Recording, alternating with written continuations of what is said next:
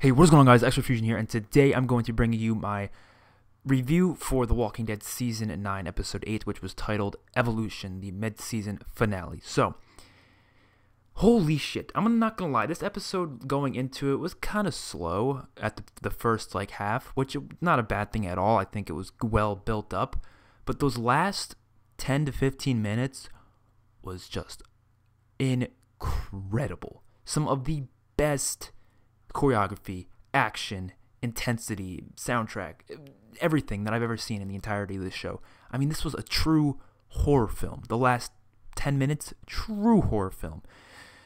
Lots of things I want to touch on. I think we start off with the obvious, amazing part, which was the last 4 minutes, which, holy shit, my heart was beating faster than it was. Actually, I don't know if it was beating faster, but it was beating just as fast as it was when Negan was first introduced, and when we were about to, get the big reveal of who got killed by Negan, almost as fast. And it wasn't because I was anticipating someone to die really necessarily. I kind of was, but I kind of wasn't at the same time. But I just, oh my god, man, this whole entire last 5 minutes, just, oh my god, it was so good. Just the way they shot it. First of all, dark as hell, foggy, walkers coming from all angles. And then you just know, okay, some of these walkers are going to be people. They're going to be, because they're introducing the whispers. And you just see these slow-mo shots of them stabbing the walkers. You're like, are they stabbing people or are these just walkers? And you're just anticipating it. And then out of nowhere, oh my god, they all get to the other side of the fence. Jesus is just slicing and dicing. And then, oh my god, the way that scene was shot, where he sliced the sword down at the walker or the whisper, and he ducked out of the way, came back and stabbed the sword into him. Oh my god, that was so good. That was so well done. And then he whispers in his ear something like, "You do not belong," or I don't remember exactly what he said, but that was just so well done. And then you see whispers coming out of the woods running with knives. I'm like, oh my god, these guys are fucking scary. These are the scariest villains I have ever seen in any show, any movie. They're amazingly done. I mean, they're literally, this is the first fucking episode that we actually see them in the flesh, you know what I mean? And it was so good. It was so good. Oh my god, that was so amazing. So the rest of the episode was still pretty great, though. We had Negan breaking out of the cell, of course, which was awesome. I'm very happy he got out. I would love to see Negan go out on his own. I want to see what they're going to do with him in the next half. I'm really interested to see what they're going to do. Don't know exactly. I feel like since Maggie's not around or Rick's not around, there's less of a chance of people actually giving a shit. Obviously, some people will, especially Michonne, but for the most part, if Maggie saw him get out like that, Maggie would hunt him down and kill him as soon as possible. And in this case, it's not really something that is capable of happening because Maggie's not around.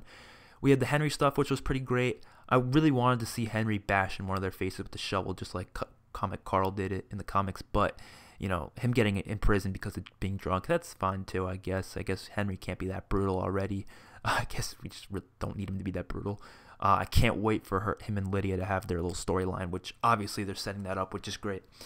Those kids seem like douchebags, but they seem like normal douchebags. I'm fine with those kids. A lot of people were saying they kind of annoyed them. That's how they're supposed to be. They're supposed to be annoying. So that made sense. And that's kind of really only the stuff that we had going on this episode. Obviously, there's other stuff going on at the hilltop. There was obviously some tension between the hilltop and Alexandria, which I'm going to get into in another video maybe. But obviously something happened in between the time jump that we're probably going to find out early on next half about what exactly happened, because they're just not saying anything about it at all, which I'm interested to see what it is. I'm definitely curious, but at the same time, how big could that have been? I don't think it was a war. Obviously no one died, not that we know of. I don't know what it could be based on.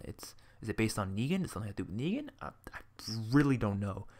I'm assuming it has something to do with trading rations or something. Maybe they got into a fight over some sort of a trading system and they disagreed with it, and then they just called each other out, and then they just said, fuck it, we're just not gonna combine our communities anymore, we're just gonna be separate. That's the most I can see, because I don't see anyone who died. So oh wait, no, Oceanside. I keep forgetting Oceanside's in the picture. Oceanside has not been in the picture the whole entire of this after this time jump, so we don't know if they're gone or if something happened to them, because we did hear Carol say something like, we know people who had that stuff, and they went out and they never came back.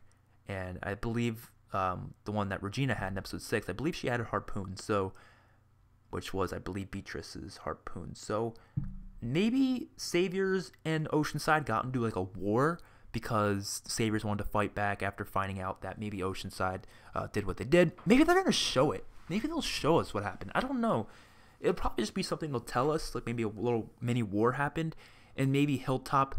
Oh, this makes so much sense. Maybe Hilltop sided with the Oceanside because Maggie was a part of Hilltop, and so maybe they sided with Oceanside. Maybe they helped them out, and then maybe Alexandria sided with the Saviors, and not like sided with, like fought side by side, but I mean like kind of supported them with weapons or with food and stuff to fight their own war. Maybe they had their own little mini war kind of far away from the rest of the communities. The Hilltop, Alexandria Kingdom were not a part of it.